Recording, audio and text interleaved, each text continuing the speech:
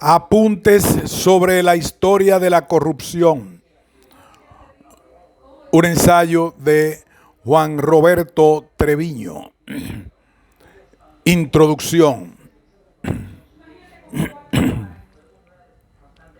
Podemos situar el inicio de la corrupción en los albores de la civilización, muy especialmente cuando el hombre se agrupa inteligente y sistemáticamente, pasando de hordas nómadas y aldeas y ciudades, dando lugar a múltiples formas de organización social, política y económica, como las naciones y la propiedad privada, y con ello también a valores y conductas relativas a sus actividades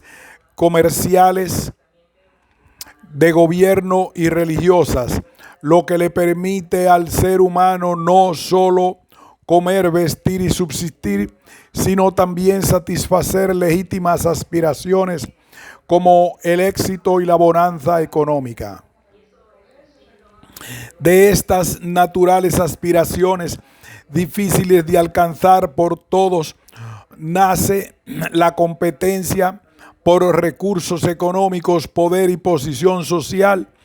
que los propios grupos humanos reglamentan a través de sus gobiernos para evitar guerras, dominaciones mediante los mercados y la política, y discordias que en ocasiones se generan entre individuos y grupos. Los humanos compartimos muchos aspectos de nuestra vida en común, y en nuestro interactuar en la sociedad nos encontramos con este fenómeno que últimamente, tal vez en una pretensión de justificarlo, se ha venido presentando como una predisposición o susceptibilidad genética, lo que significaría que nuestros padres, sin querer o sin poder evitarlo, nos estarían transmitiendo a través de los genes o partículas presentes en los cromosomas sus características de deshonestidad. Con esta tesis dejaríamos a la herencia, es decir, a las generaciones anteriores, la responsabilidad de nuestros actos. Sin embargo, la realidad es que la corrupción no es consustancial a nuestro ser, pues la realizamos con conocimiento y voluntad, es decir, que habiendo tenido la capacidad de elegir, nos decidimos por no cumplir con una exigencia ética fundamental para el logro del bien común, la honestidad, lo que da paso a un fuerte individualismo en el que lo más importante son las conveniencias económicas y políticas, es decir, el predominio de nuestra satisfacción personal,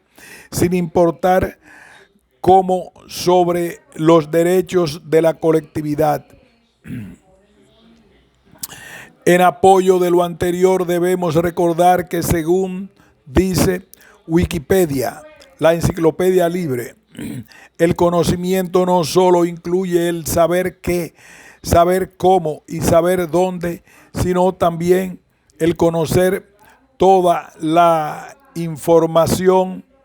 adquirida gracias a la educación, la experiencia y la comprensión, y que con la voluntad ordenamos conscientemente nuestra conducta. Aunque en la historia de la civilización han evolucionado muchas condiciones y conceptos, existen principios y valores que no deben vulnerarse, pues constituyen elementos esenciales de las relaciones humanas, lo que nos lleva, independientemente de leyes y reglamentos que sancionan a quienes voluntariamente no cumplen con ellos,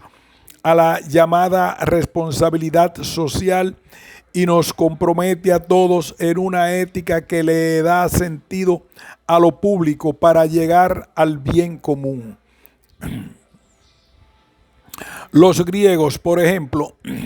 utilizaban el término ética no solo en el sentido de costumbre, de modo de ser, de actuar, sino de una predisposición humana permanente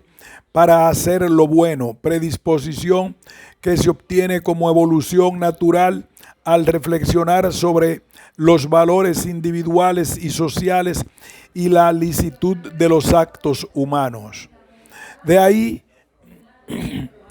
las referencias a la mitología griega y al castigo de Zeus que impuso a Prometeo por haber robado el fuego del cielo, entregándoselo a los hombres, y sobre todo el que impuso a la humanidad al destapar la caja de Pandora, hiriéndolos con defectos perniciosos, los vicios, las enfermedades, el deseo sin límite y el amor a la riqueza. Aunque gramaticalmente la corrupción es todo acto tendente a causar un daño, la alteración o un vicio sobre una cosa determinada, en general se le considera como el aprovechamiento indebido de la administración de un patrimonio común, y en particular el gubernamental, como la desviación de los fines de la función pública. Por su parte, el Banco Mundial la define como el abuso del poder público en beneficio propio. Dado que la corrupción no es un estado congénito del hombre, pues hay países donde casi no existe, como Nueva Zelanda, Dinamarca y Finlandia, podemos decir que la determinan los modos de vida, su organización política y social, especialmente el grado de libertades civiles, y con que cuentan como la de prensa, uno de los pilares de la denuncia, así como las actitudes y afanes de riqueza de sus políticos, burócratas y empresarios, que, considerándose más astutos que el resto de la población al violar la ley, se ven favorecidos económicamente. De una carta de San Pablo, diversos autores citan: raíz de todos los males es la avidez del dinero. De esta forma, independientemente del talento, la eficiencia y la habilidad, el trabajo y la iniciativa individual, las decisiones sobre el reparto del poder y de riquezas han sido influidas a través de la historia, no por una competencia equitativa, no por un anhelo de bienestar general, sino por una forma de vida en que los propios intereses están por encima del crecimiento y la prosperidad de todos. Por todo lo anterior, podemos decir que la corrupción no solo socava las bases de la sociedad misma, pues vulnera la legitimidad de las instituciones públicas al poner en entredicho el derecho a la igualdad y a la justicia, sino que también es responsable en buena medida de muchos de los males que aquejan a numerosos países del orbe, como la pobreza, el hambre, la falta de empleo y los bajos niveles de educación y de salud. Sin embargo, y como ya se ha dicho, quizá lo más importante es que, siendo la corrupción un obstáculo al crecimiento económico y al desarrollo social, a quienes más perjudica es a los pobres, pues son ellos los más expuestos a la extorsión de los servidores públicos, y a quienes más se afecta al haber menos recursos para inversión en infraestructura y programas de bienestar social, especialmente los de educación y salud y vivienda. Pero también nos afecta a cada uno de nosotros cuando, por haber entregado sobornos a los funcionarios, se nos entrega menor calidad en obras tan necesarias como hospitales, presas, carreteras, calles, plantas de energía eléctrica, puentes y en servicios tan fundamentales como los de agua, drenaje y energía eléctrica. Es de mencionar que, aunque la esencia de la corrupción es la apropiación indebida, válidos del ejercicio del poder de un patrimonio común o particular, para algunos autores existe otra situación que también afecta a la economía y al desarrollo y que ellos llaman corrupción administrativa, que es la ineficiencia deliberada o no deliberada de los funcionarios públicos, que se traduce en mal servicio de la maquinaria administrativa que debe estar siempre al servicio de los ciudadanos. Al abundar en el tema, nos dicen que ese tipo de corrupción que acecha a la administración pública es, a fin de cuentas, el ambiente de incompetencia o mediocridad de quien no es consciente del elevado valor del servicio público, sea cual fuese el cargo que ocupe en la maquinaria administrativa. No podemos dejar de mencionar a la gran aliada de la corrupción, la impunidad, que en Latinoamérica podemos decir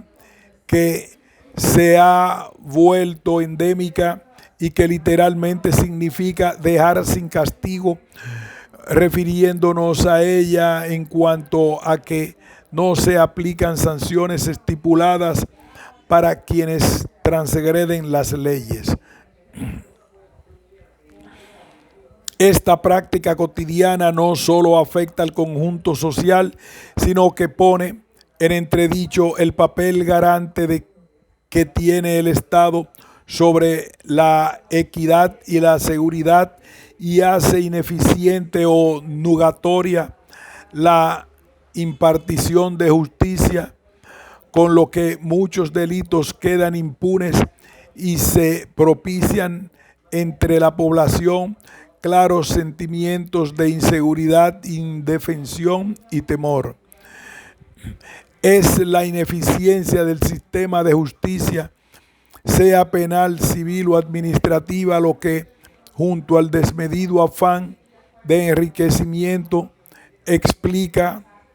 la impunidad y consecuentemente la corrupción, pues la mejor forma de combatirla es castigando a los corruptos, lo que no se logra porque los ciudadanos evitan señalar o denunciar a los funcionarios, pues además de temer las represalias, conocen los bajos porcentajes de condenas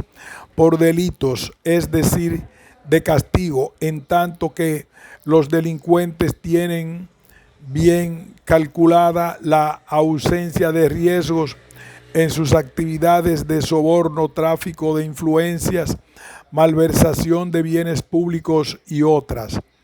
Factor importante en este fenómeno es la dependencia del Ministerio Público y de los gobernantes en sus altos niveles federal o estatales, pues al denunciar un acto de corrupción considerado delito, se debe hacer ante esta dependencia, que a fin de cuentas es subordinada de una más alta, pero la misma instancia gubernamental, amén de que al presentar la denuncia el ciudadano se encuentra con que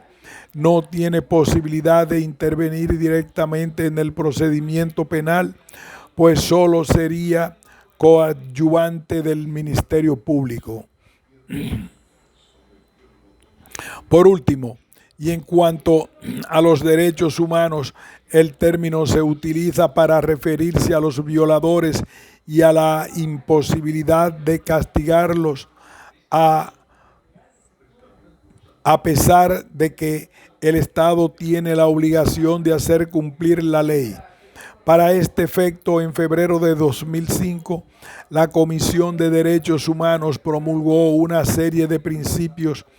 para su protección y promoción mediante la lucha contra la impunidad, cuyo primer enunciado establece que La impunidad constituye una infracción de las obligaciones que tienen los estados de investigar las violaciones, adoptar medidas apropiadas respecto a sus autores, especialmente en la esfera de la justicia, para que las personas sospechosas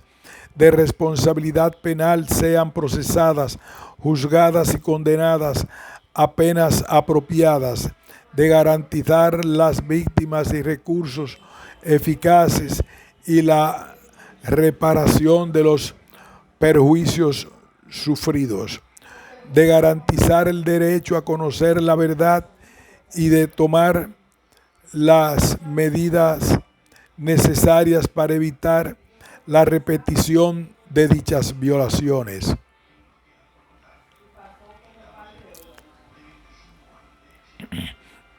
Capítulo primero. Primeras manifestaciones. Su génesis. Aunque para algunos católicos, con base en la Biblia, el primer acto de corrupción se produce cuando Eva, tentada por la serpiente, corrompe a Adán, convenciéndolo de que comiera la manzana, es decir, el fruto del árbol del bien y el mal. Aunque ellos sí recibieron un castigo, pues fueron expulsados del paraíso, para nosotros se da después de la última cena en el huerto de Getsemaní o de los Olivos, cuando por 30 monedas con que los sobornaron los sacerdotes, Judas Iscariote entregó a Jesús a sus captores. Sumeria. Sin embargo, desde el punto de vista de la historiografía y de acuerdo con otros autores, el primer acto de corrupción se da en la Baja Mesopotamia, en Sumeria, que es considerada la civilización más antigua del mundo. Se le atribuye la invención de la rueda y los jeroglíficos pictóricos que más tarde se convirtieron en escritura cuneiforme, pues un ensayo sumerio dedicado a la vida de los estudiantes relata que uno de ellos, al regresar a su casa, les platica a sus padres que el maestro le había reclamado y dado unos latigazos. Esa era entonces la costumbre, por faltas, impuntualidad y mala escritura, por lo que los padres lo invitaron a comer. Cuando el maestro llegó, lo sentaron en un sitio de honor, le ofrecieron vino y como regalo lo vistieron con un traje nuevo y le colocaron un anillo de oro. El maestro, agradecido, se dirigió al alumno diciéndole: puesto que no has desdeñado mis palabras, te deseo mucho éxito. Has cumplido bien con tus obligaciones escolares y te has transformado en un hombre de bien. Código de Hammurabi. Vale la pena mencionar que para el año 1760 a.C., el Código de Hammurabi, creado y tallado en un bloque de basalto por orden del rey de Babilonia, y que por unas de las leyes más antiguas que han encontrado y que se exhibe en el Museo del Louvre en París, establecía ya penas para algunas conductas que hoy llamamos corruptas, como la siguiente: si un juez ha juzgado a una causa, pronunciado sentencia y depositado el documento sellado, si a continuación cambia su decisión y se le prueba que cambió su sentencia que había dictado, el juez pagará hasta 12 veces la cuantía de lo que motivó la causa. Además, públicamente se le hará levantar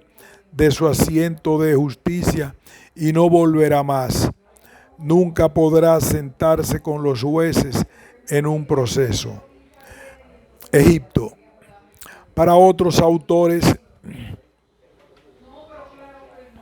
el primer acto de corrupción registrado se dio en el antiguo Egipto, pues durante el reinado de Ramsés III, 1198 a.C. a 1166 a.C., una cadena de administradores del faraón manipulaban las raciones de comida que se entregaban a los obreros que trabajaban en las tumbas de los príncipes y les daban menos cantidad y de menor calidad, como se lee en el siguiente ostracón dirigido al faraón.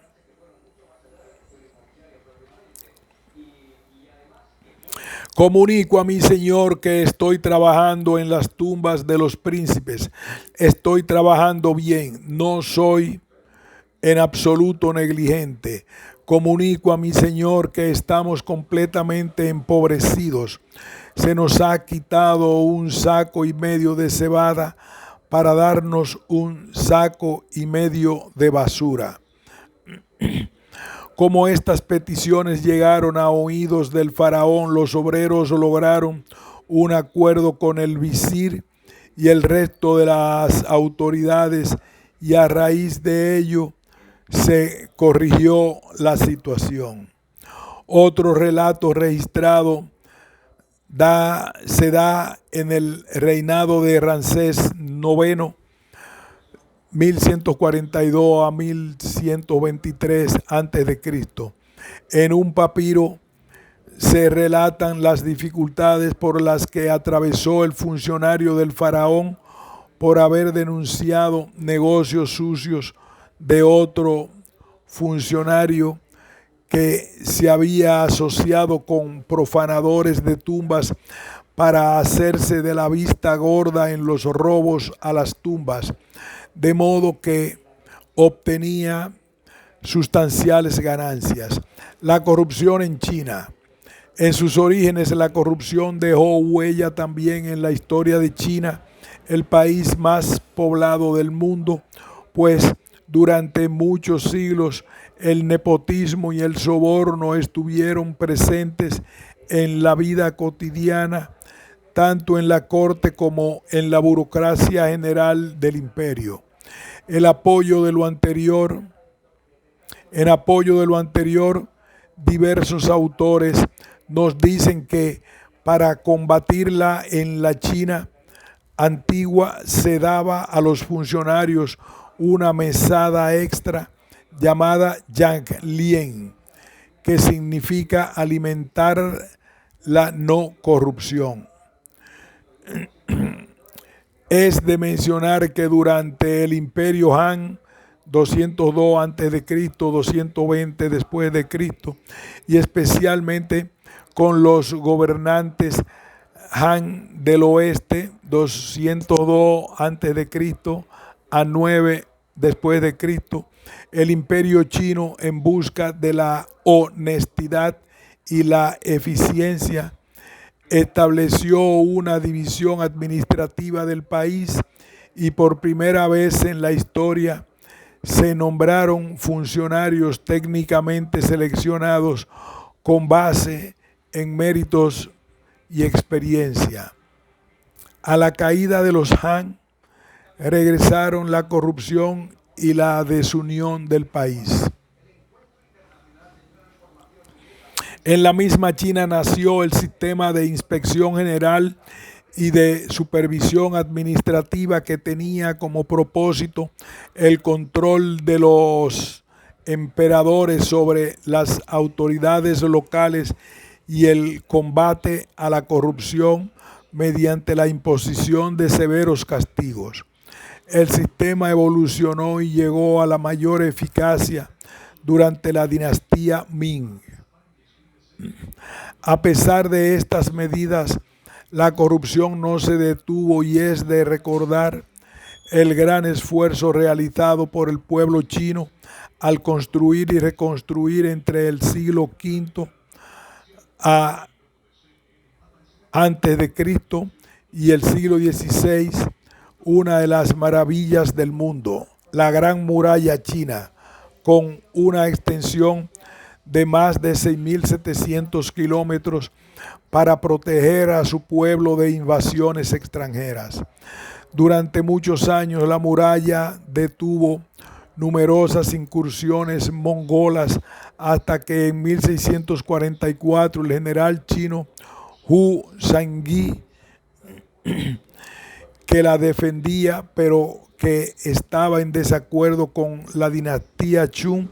abrió la puerta de la muralla, con lo que los mongoles rápidamente derrotaron a los chinos, ocuparon Pekín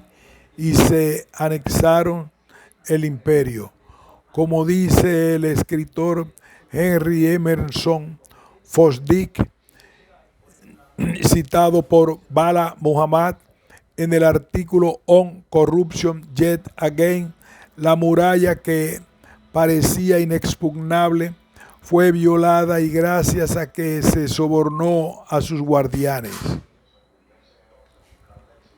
Capítulo 2. La antigüedad clásica. Grecia. En Grecia hubo también algunos casos, como cuando Solón, 638-558 a.C., uno de los 7 sabios griegos, para enmendar algunos errores económicos cometidos por Dracón, su antecesor, decidió abolir las deudas contraídas hasta ese momento. Y hubo quienes, con cercanía a los altos mandos de la República, se enteraron de la medida antes de que se pusiera en práctica, y de inmediato solicitaron préstamos para comprar tierras. Uno de los casos más sobresalientes de la historia es el de Sócrates, filósofo que vivió en Grecia de 470 a 399 a.C., quien hablaba en mercados y plazas públicas y dudaba de un sistema social y religioso bajo el cual las culpas se perdonaban, dependiendo de la calidad de las ofrendas llevadas a los dioses, de un sistema que privilegiaba a los poderosos y de la cultura dominante de la época.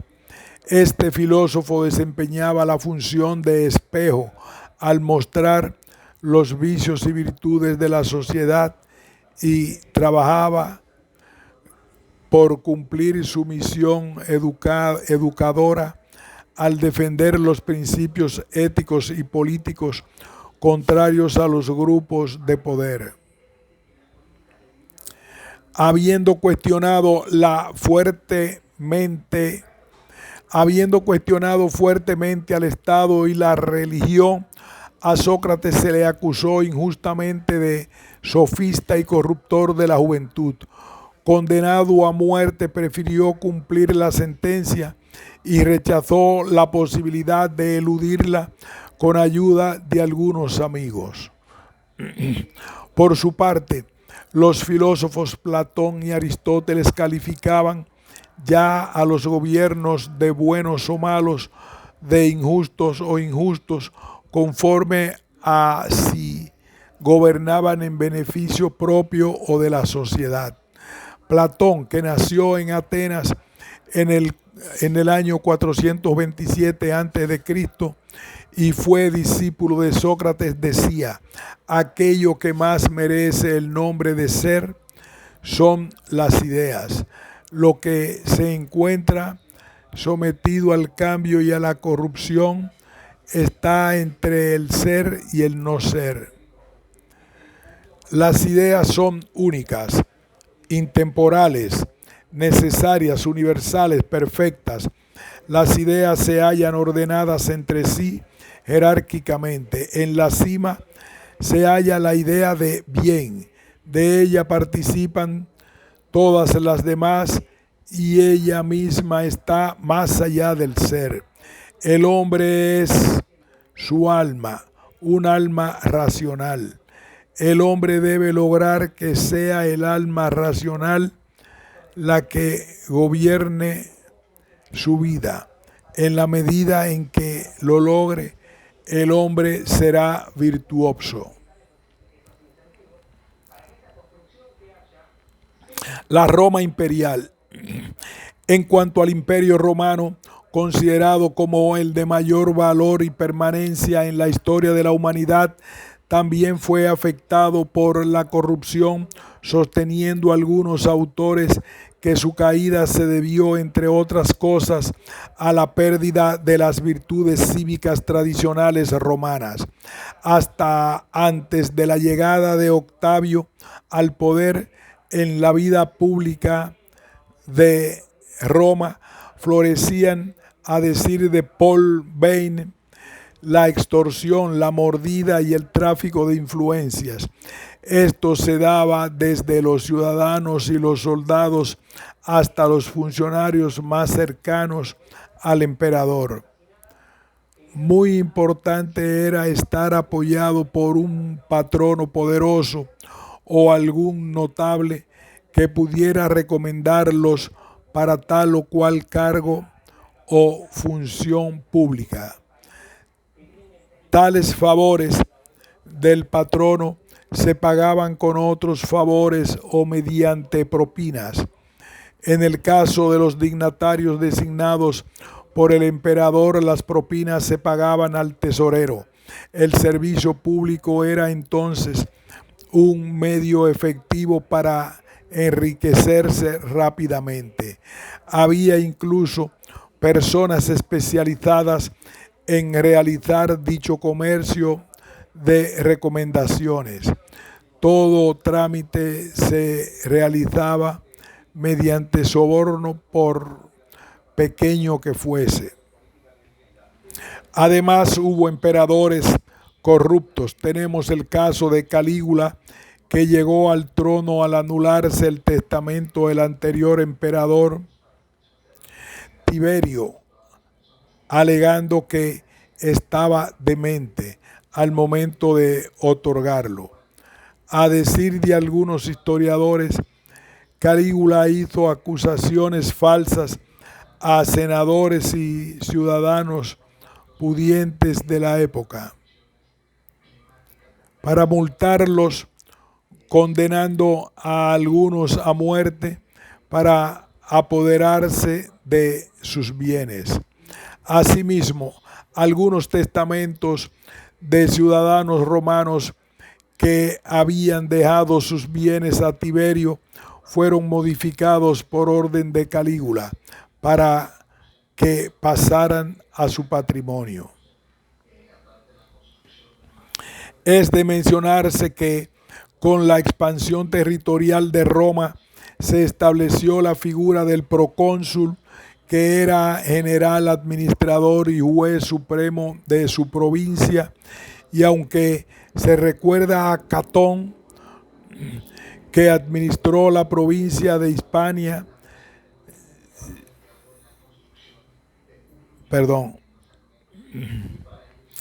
es de mencionarse que con la expansión territorial de Roma se estableció la figura del procónsul, que era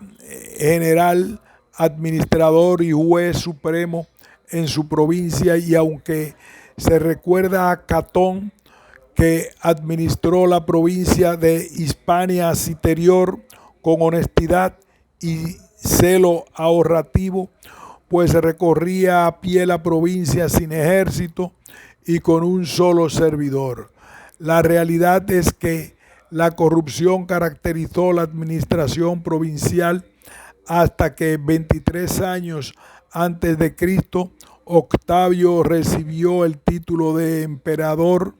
e intentó restaurar las tradiciones morales del pueblo romano, combatiendo la corrupción y las costumbres licenciosas de la época. A partir de ahí se sucedieron emperadores llamados buenos como Trajano, Adriano y Marco Aurelio, y otros sanguinarios, corruptos y licenciosos como Caracalla,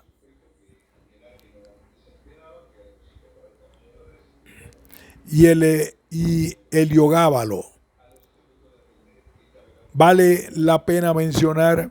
que cuando el emperador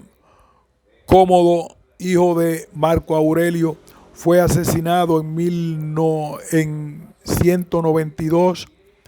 el Senado eligió a Pertinax, hombre virtuoso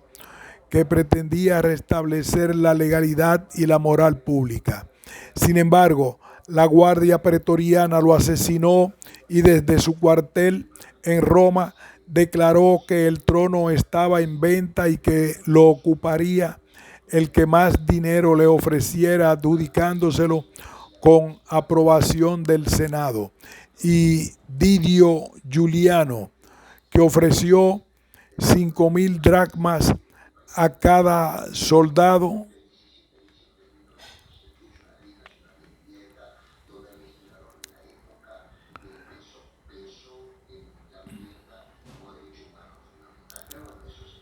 Sin embargo, la guardia pretoriana lo asesinó y desde su cuartel en Roma declaró que el trono estaba en venta y que lo ocuparía el que más dinero le ofreciera, adjudicándoselo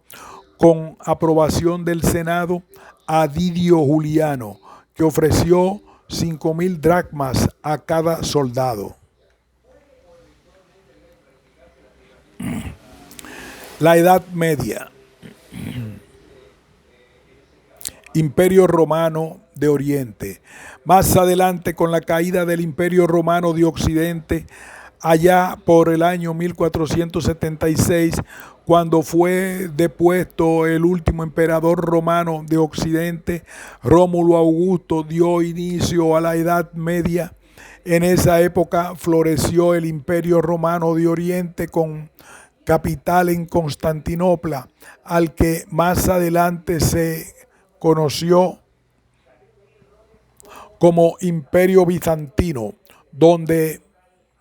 destaca el reinado de Justiniano, no solo por sus victorias militares, sino por el desarrollo cultural alcanzado. Bajo su impulso destacaron numerosos poetas, educadores, filósofos e historiadores, y una comisión formada y presidida por el propio Justiniano codificó el derecho romano en el Corpus Juris Civilis, uno de los más importantes legados del mundo antiguo. Asimismo, impulsó decididamente las bellas artes, mandando a construir una de las más importantes obras arquitectónicas de la historia, la iglesia de Santa Sofía. Tras 1000 años de existencia, con periodos de esplendor, decadencia y renovación, el Imperio Bizantino terminó cuando, después de un sitio de 2 meses, el 29 de mayo de 1453, Constantinopla, su capital, cayó en manos de los turcos otomanos. En Occidente, la Edad Media se caracterizó por tener una sociedad predominantemente rural, con un modo de producción feudal, surgimiento de pequeñas ciudades-estado y monarquías feudales basadas en relaciones personales de vasallaje. Fue en el siglo XIV cuando llegó a Europa, proveniente de Asia, la peste negra o plaga bubónica, que para 1351 había acabado con casi la tercera parte de la población de ese continente. Como a partir de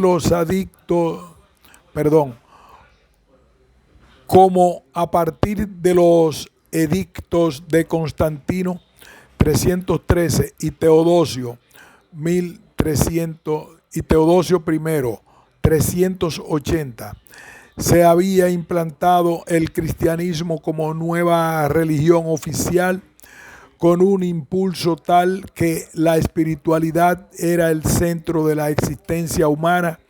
Se redujo sustancialmente la corrupción, pues se tomaba la vida de Cristo como modelo de imitación. La Alta Edad Media. Sin embargo, poco a poco se fue dando un terrible avasallamiento de los señores poderosos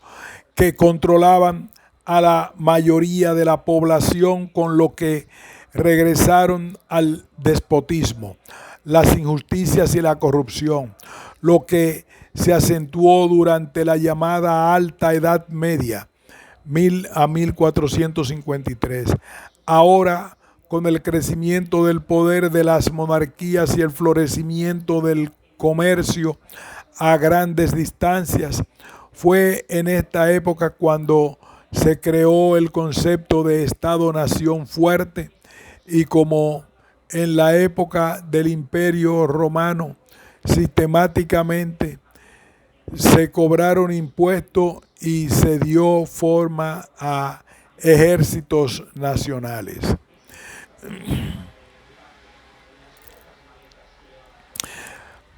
Pero fue en la Iglesia Católica donde se dieron los mayores excesos,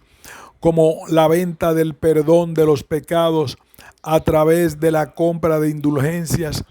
el despotismo y la riqueza del papado y del clero en general. Señores feudales, reyes, dignatarios eclesiásticos disponían de los puestos de la iglesia, poniéndose en venta los obispados y hasta los curatos. En la Divina Comedia, compuesta de alrededor del año 1300, el poeta florentino Dante Alighieri presenta el reino de ultratumba en 3 cánticos: infierno, purgatorio y paraíso, dividiendo al infierno en 9 círculos donde purgan su castigo los condenados de acuerdo a la gravedad de los pecados cometidos. En el octavo están colocados quienes cometieron pecados como fraude o traición, y ahí también están inmersos en brea hirviente. Los políticos corruptos, pues, sabían el mal que habían causado. Las cruzadas. En la misma Edad Media y por casi 200 años, de 1095 a 1291, se realizaron las campañas militares llamadas cruzadas, principalmente contra los musulmanes, declarando como propósito del cristianismo el tomar el control sobre la Tierra Santa, librar a Jerusalén de los turcos que en 1070 ya habían ocupado, y a solicitud del emperador bizantino Alejo I, la protección de los cristianos de Oriente.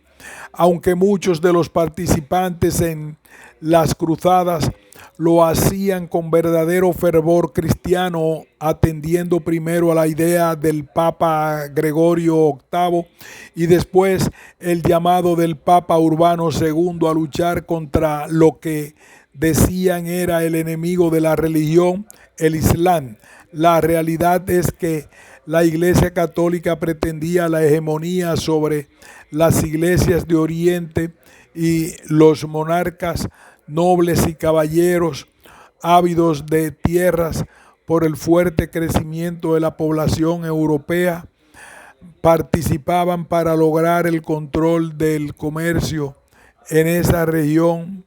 y de sus monarquías.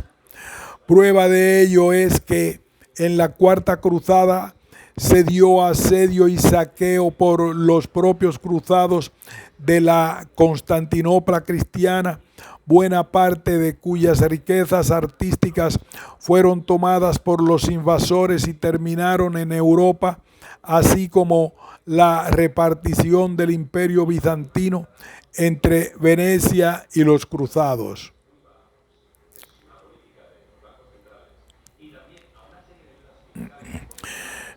El Renacimiento. profunda transformación con el Renacimiento inicia hacia el año 1450, época en que renace el pensamiento filosófico griego, pues había quedado olvidado durante la Edad Media, solo guardado en unos pocos conventos de la Iglesia Católica, y también con la utilización de la razón científica para dar orden al pensamiento, se logra una profunda transformación en las artes, las ciencias y muy especialmente en el aspecto económico, ya que se separa el periodo económico-social, como más adelante lo llamaría Marx, del feudalismo y el capitalismo. Se rompe entonces la concepción medieval del mundo, pues además se dio el descubrimiento de América, la invención de la imprenta por J. Gutenberg. Se inició el movimiento filosófico denominado humanismo, pasando entonces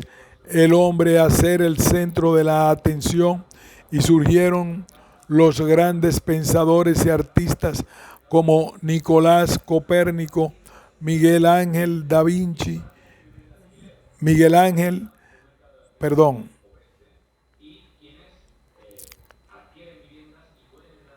Se rompe entonces la concepción medieval del mundo, pues además se dio el descubrimiento de América, la invención de la imprenta por J. Gutenberg. Se inició el movimiento filosófico denominado humanismo, pasando entonces el hombre a ser el centro de la atención, y surgieron los grandes pensadores y artistas como Nicolás Copérnico, Miguel Ángel da Vinci,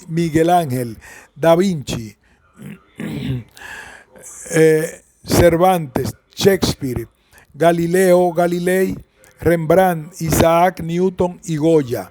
Aunque durante esta época, con Utopía de Tomás Moro, es el precursor del naturalismo religioso y el socialismo,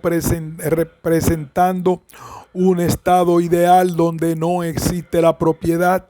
y en El Príncipe, Nicolás Maquiavelo considera que solo el Estado, orden estatal, garantiza una adecuada organización de la convivencia humana, pues el hombre político es por naturaleza egoísta, ambicioso, vengativo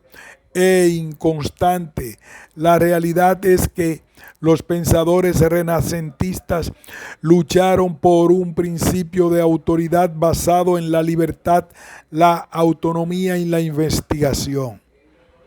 Corrupción en la Iglesia.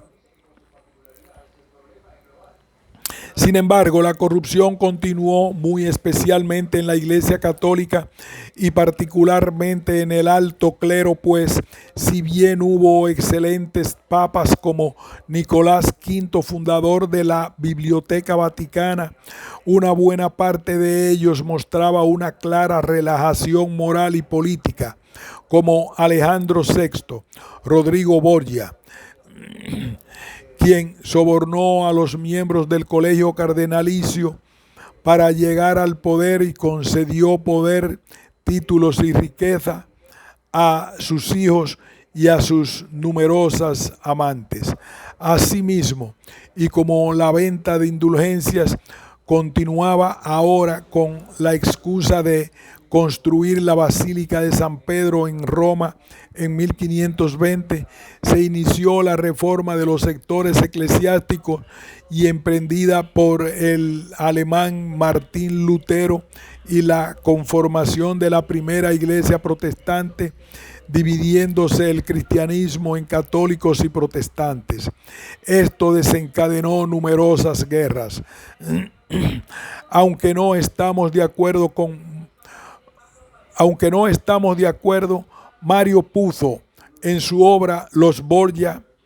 la primera gran familia del crimen, afirma que esta poderosa familia veneciana,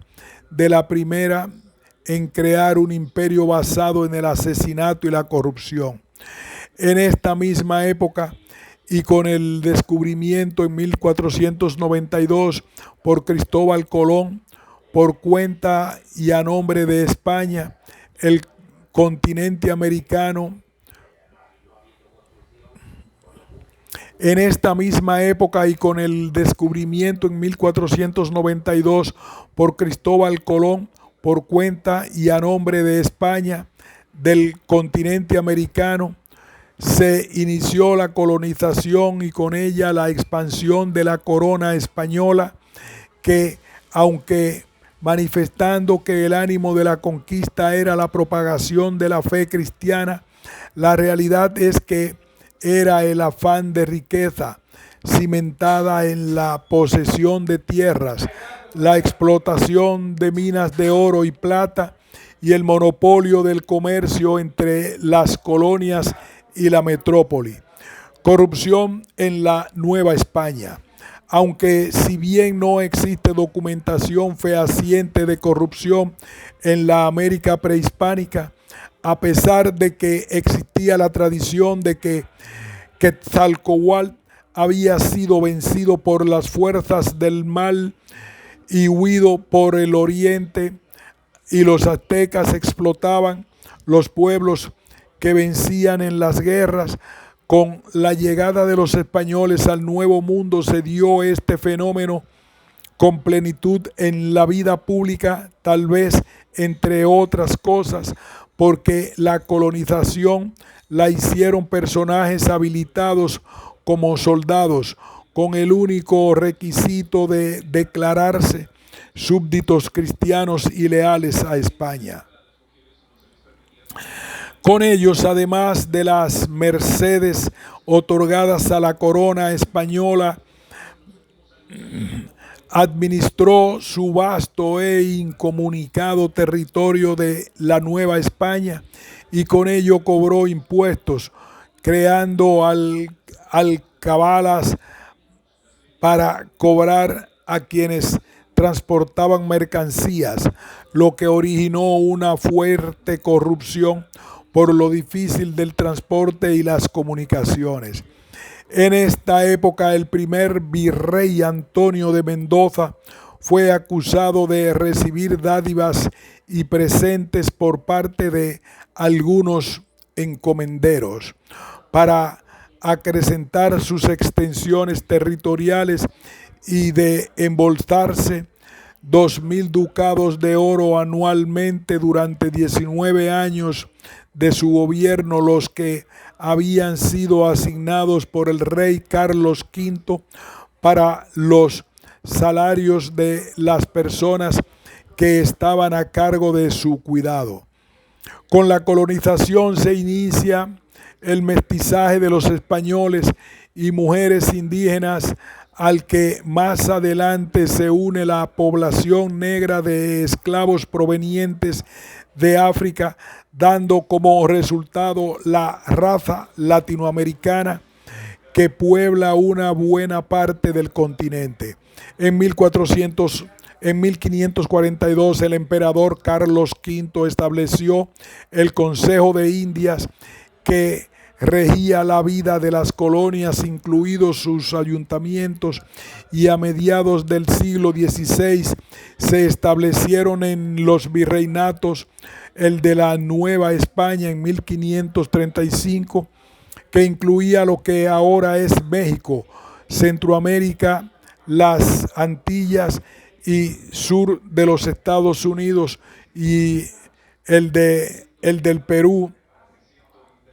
en 1543. Más adelante, en 1739, se estableció el de Nueva Granada, con los actuales Colombia, Ecuador, Venezuela y Panamá, y en 1776 el de Río de la Plata, con los ahora Argentina, Uruguay, Paraguay y Bolivia. Después del debate de varios años entre teólogos, filósofos y juristas españoles sobre si los naturales del continente americano deberían ser esclavos o no, y como el Papa Pablo III promulgó en 1537 la bula Sublimis Deus, en la que se estableció que los indígenas eran hombres con todas sus capacidades. Las leyes españolas prohibieron su esclavitud, no la de otras razas, y establecieron en cambio un régimen de servidumbre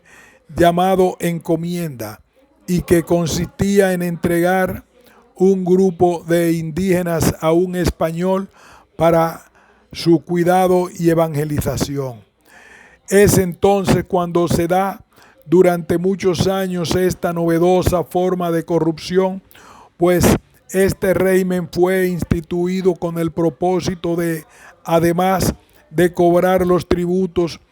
que deberían pagarse a la corona para que los indígenas fueran adoctrinados en la fe católica,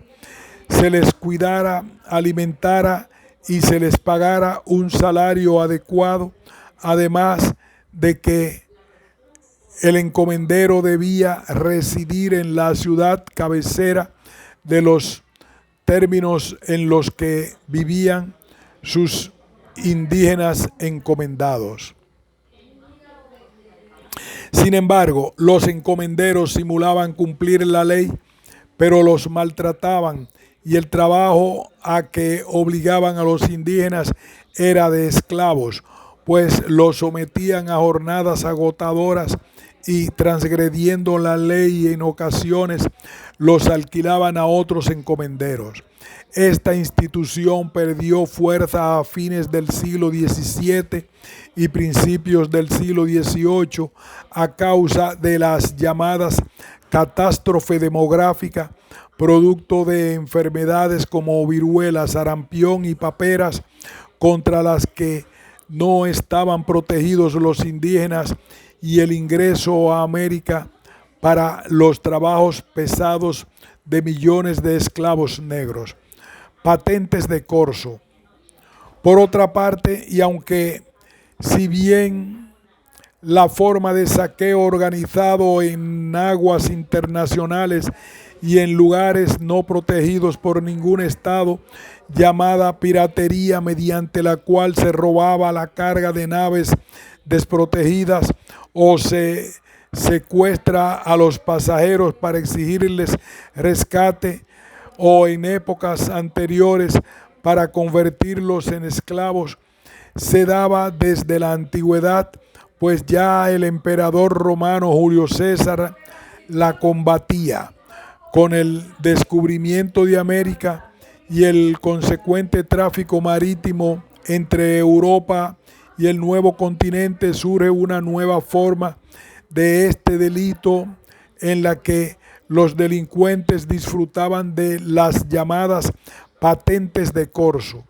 Esta autorización oficial para el robo marítimo de mercancías y saqueo de puertos y ciudades cercanas a las costas de América, una de las formas más claras y terribles de corrupción, se daba en Inglaterra bajo el reinado de Enrique VIII y recibió un fuerte impulso con la reina Isabel I, quien otorgaba las patentes a cambio de parte del botín conseguido. Originalmente esta piratería estaba claramente dirigida a las naves españolas, pues se pretendía debilitar a este país con el que tenían desavenencias comerciales, políticas y religiosas. A tal grado llegó la corrupción que la propia reina invitaba a nobles y comerciantes a constituir formas de sociedad junto con la corona para armar buques y enviarlos al saqueo de naves, al principio indefensas, y dividirse lo obtenido. A su regreso, los piratas se integraban a sus actividades privadas o públicas, y algunos de ellos recibían homenajes o condecoraciones, como Francis Drake, quien circunnavegó el mundo, atacó y saqueó Santiago, el puerto de Valparaíso y otras poblaciones, y numerosos buques desarmados, habiendo obtenido el mayor botín en la historia de la piratería. La carga de oro y plata de 2 indefensos buques españoles. Es de mencionar que estos piratas, a los que se unieron en sus actividades otros holandeses, franceses, ante la defensa de sus barcos por la flota española, es de mencionar que estos piratas, a los que se unieron en sus actividades otros holandeses y franceses ante la defensa de sus barcos por la flota española, cambiaron su comercio e iniciaron un fuerte tráfico de personas de raza negra, a los que capturaban o compraban en África y los traían esclavizados para venderlos en el continente americano. Se estima que para 1860 habían llegado a nuestro continente como esclavos entre 7 y 8 millones de africanos. La revolución industrial.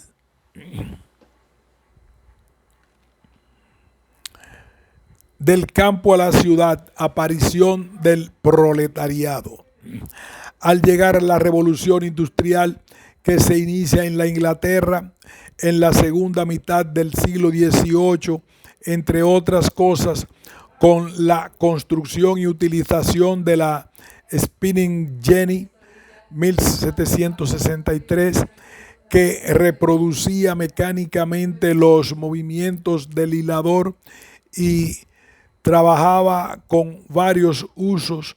para obtener hilo. No solo se cambió la forma de producción, hasta entonces el hombre solo había utilizado herramientas, sino también el consumo, pues con la máquina de vapor se crearon la locomotora y el barco de vapor, pudiéndose transportar más rápidamente y más lejos los productos, y con ello se logró una verdadera difusión del conocimiento, nuevas tecnologías, el comercio a gran escala y el abaratamiento de los costos. Es decir, la industria pasó a ser el sector más importante de la economía. Se dio asimismo la transformación profunda de la sociedad, pues se pasó del trabajo manual a la máquina, del taller a la fábrica, se dio asimismo una transformación profunda de la sociedad, pues se pasó del trabajo manual a la máquina, del taller a la fábrica. Los campesinos abandonaban los campos y se trasladaban a trabajar en las ciudades, migración masiva, con lo que aparece el proletariado, que trabaja con máquinas que no son suyas. Sin embargo, este sector, que pasó a ser el más numeroso e importante de la población, tenía pésimas condiciones de vida y de trabajo, pues recibía muy bajos salarios y carecía de los más elementales derechos, como los de educación y salud. Estas condiciones continuaron hasta mediados del siglo XIX, en que apareció el movimiento sindical en defensa de los derechos de los trabajadores. Aunque si bien en esa época se consolidó también el concepto de democracia representativa, es decir, que el pueblo delegaba su soberanía en autoridades elegidas por él para que actuaran en su nombre y representación por todo el mundo, pero especialmente en Latinoamérica. Con el orden colonial continuaban formas de gobierno que, con administraciones deficientes y abuso de poder, abiertamente propiciaban la corrupción.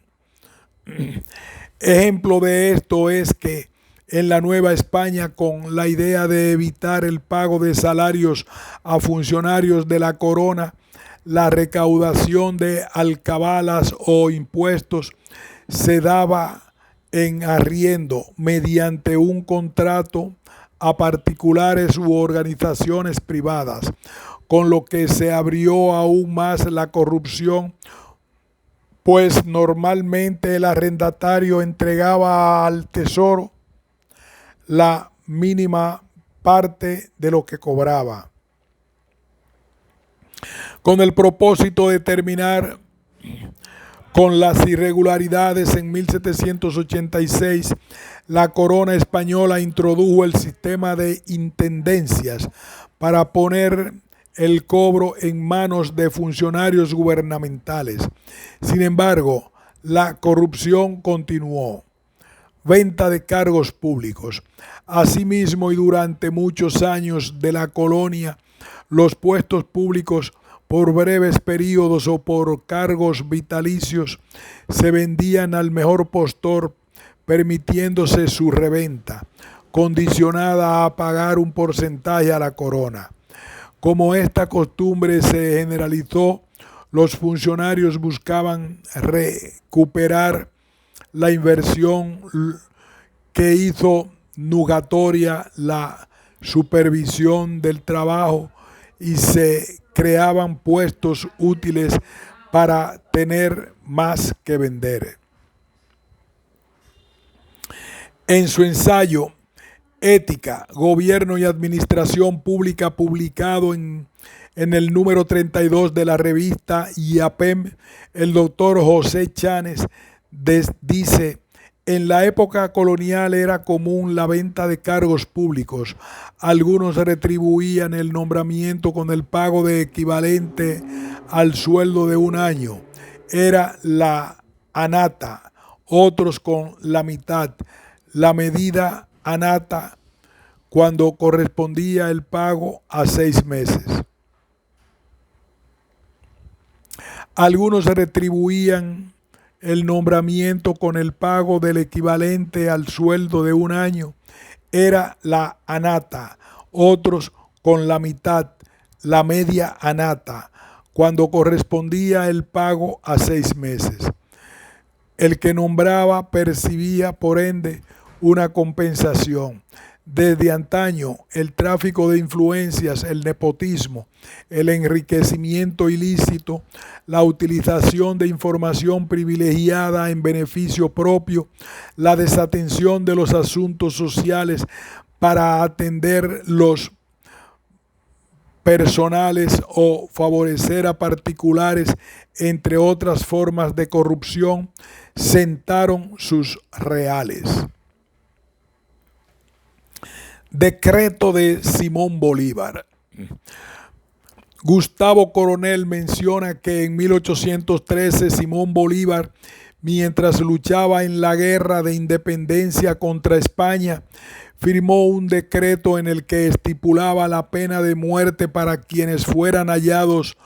culpables de corrupción en la Primera República de Venezuela, y en 1826 firmó otro que definía la corrupción como la violación del interés público y establecía la pena de muerte para todo funcionario público culpable de robar 10 pesos o más, debiendo también ser ajusticiados los jueces que no cumplan con el decreto. En México, para combatir la corrupción desde los primeros años de vida, independientemente, se auspició la profesionalización de los servicios públicos mediante el servicio civil de carrera y la llamada propiedad de los cargos públicos. Sin embargo, esto constituyó un botín más atractivo, pues ya eran vitalicios. Más adelante se cambió este sistema por uno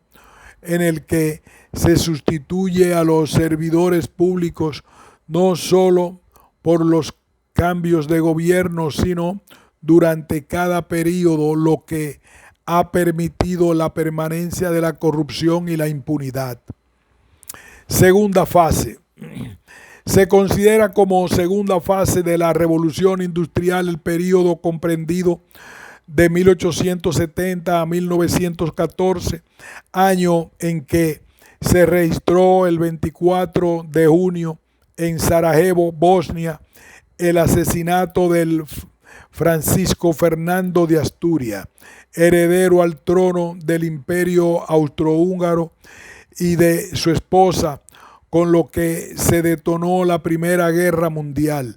en la que participaron las grandes potencias del mundo y murieron más de 9 millones de combatientes. En este periodo,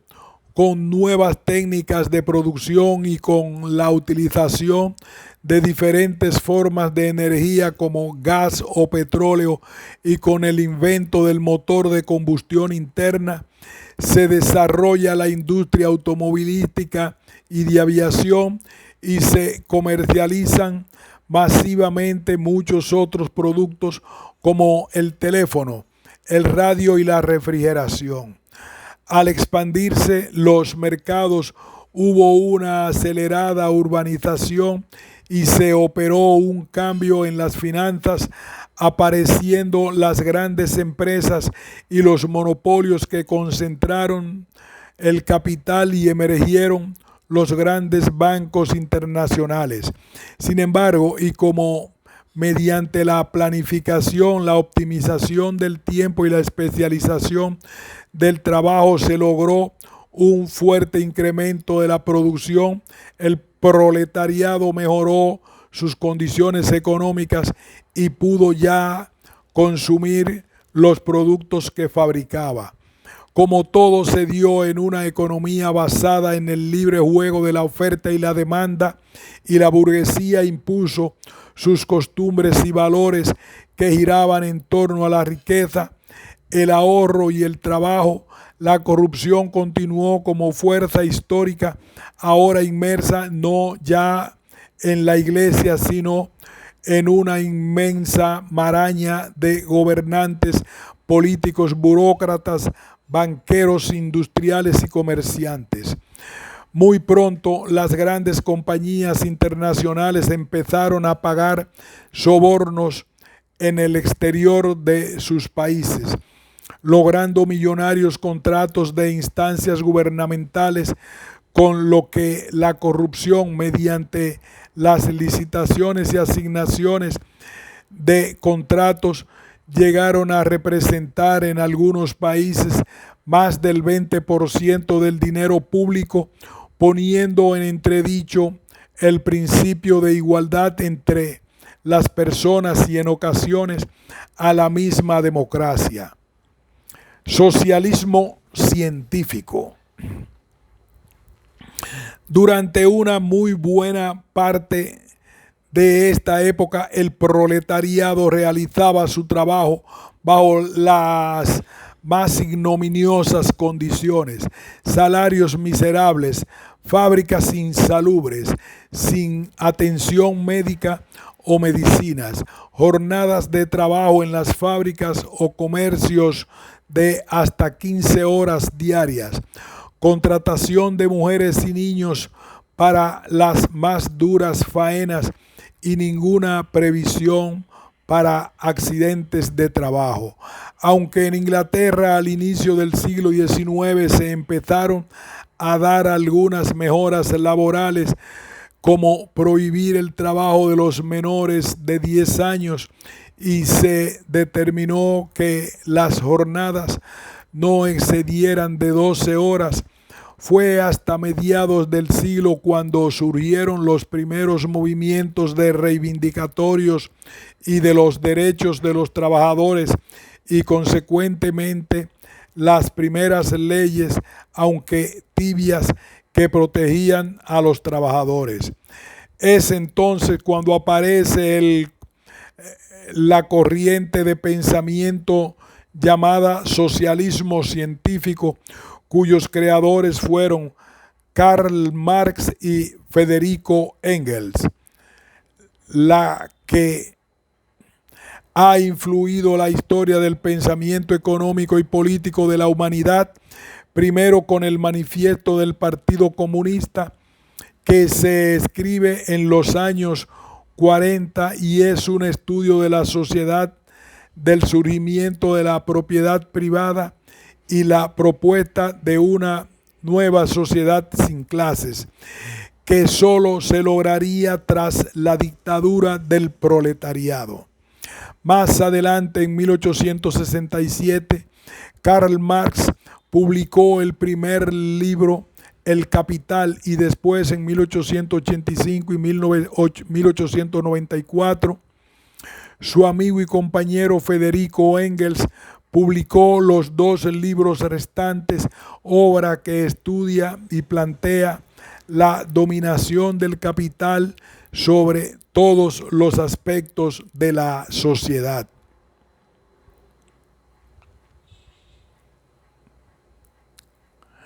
Encíclica Rerum Novarum. La situación de pobreza en la que se encontraba la mayor parte de la población y los abusos contra los trabajadores. En 1891 la Iglesia Católica difundió la encíclica Rerum Novarum, primera encíclica social de la historia escrita por el Papa León XIII, la que se oponía a la lucha de clases propuesta por Marx, pero proponía un sistema económico o al servicio del hombre. Con esta encíclica, la Iglesia dejaba en claro su interés por los problemas sociales, pues, entre otras cosas, autorizaba a los obreros a reunirse en sindicatos, denunciaba el empobrecimiento de los obreros y hacía recomendaciones sobre un salario digno, restableciendo como meta el bien común. Capítulo 6. Época contemporánea. Aquí haremos una pausa y continuaremos con este apartado, capítulo 6, más adelante.